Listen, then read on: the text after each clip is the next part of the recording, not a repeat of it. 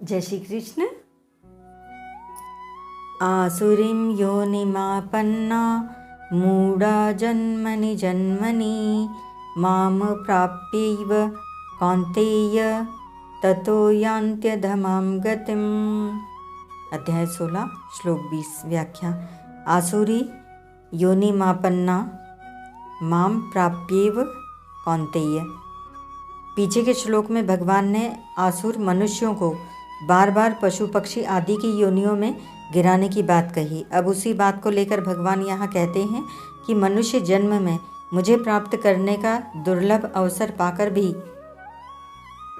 वे आसुर मनुष्य मेरी प्राप्ति न करके पशु पक्षी आदि आसुरी योनियों में चले जाते हैं और बार बार उन आसुरी योनियों में ही जन्म लेते हैं।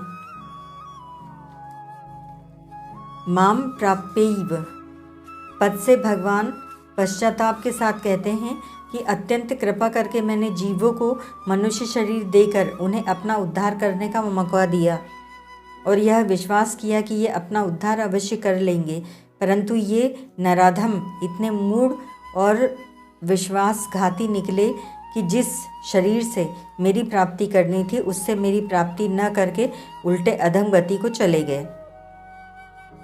मनुष्य शरीर प्राप्त हो जाने के बाद वह कैसा ही आचरण वाला क्यों न हो, अर्थात दुराचारी से दुराचारी क्यों न हो, वह भी यदि चाहे तो थोड़े से थोड़े समय में गीता 90 अध्याय का 30वां 31वां श्लोक और जीवन के अंत काल में गीता 8वें अध्याय का 5वां श्लोक भी भगवान को प्राप्त कर सकता है।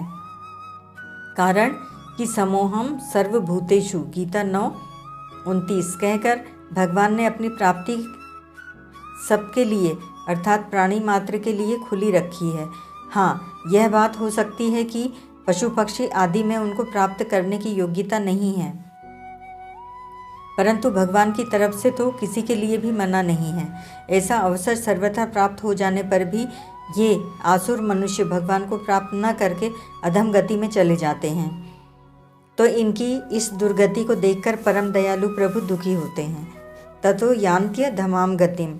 आसुरी योनियों में जाने पर भी उनके सभी पाप पूरे नष्ट नहीं होते, अतः उन बचे हुए पापों को भोगने के लिए वे उन आसुरी योनियों से भी भयंकर अधम गति को अर्थात नरकों को प्राप्त होते हैं।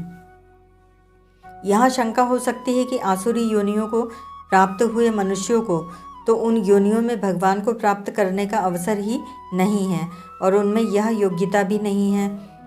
फिर भगवान ने ऐसा क्यों कहा कि वे मेरे को प्राप्त न करके उससे भी अधम गति में चले जाते हैं? इसका समाधान यह है कि भगवान का ऐसा कहना आसुरी योनियों को प्राप्त होने से पूर्व मनुष्य शरीर को लेकर ही है। तात्पर्य है कि मनुष्य शरीर को पाकर मेरी प्राप्ति का अधिकार पाकर भी वे मनुष्य मेरी प्राप्ति न करके जन्म जन्मांतर में आसुरी योनियों को प्राप्त होते हैं। इतना ही नहीं, वे उन आसुरी योनियों से भी नीचे कुंभीपाक आदि घोर नरकों में चले जाते हैं। विशेष बात, भगवत प्राप्ति के अथवा कल्याण के उद्देश्य से दिए गए मनुष्य शरीर को पाकर भी मनुष्य कामना, स्वार्थ एवं अभिमान के वशीभूत होकर चोरी, डकैती, झूठ, कपट, धोखा, विश्वासघात, हिंसा आदि जिन कर्मों को करते हैं उनके दो परिणाम होते हैं। पहला बाहरी फल अंश और दूसरा भीतरी संस्कार अंश।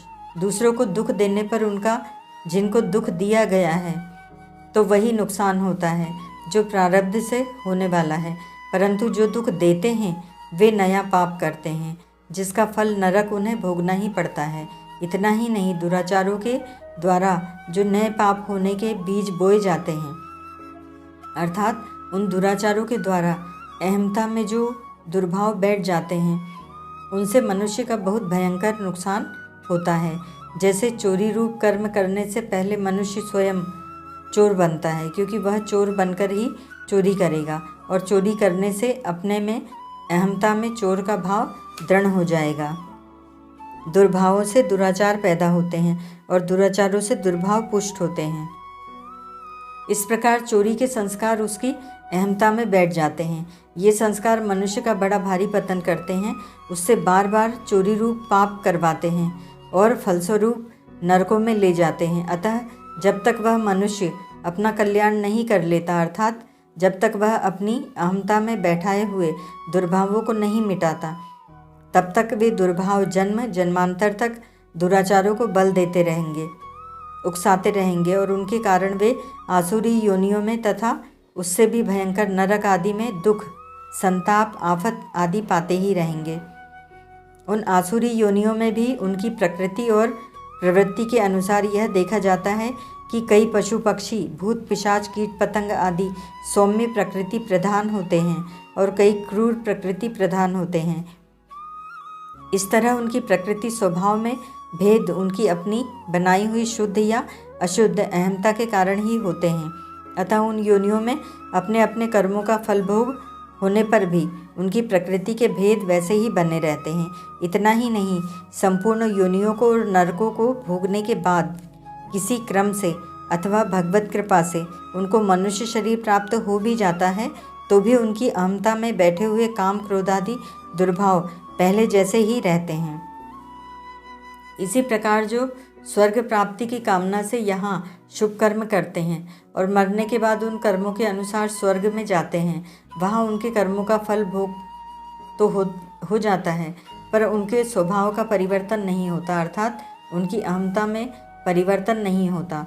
स्वभाव को बदलने का, शुद्ध बनाने का मौका तो मनुष्य शरीर में ही है। ओम तत्सत।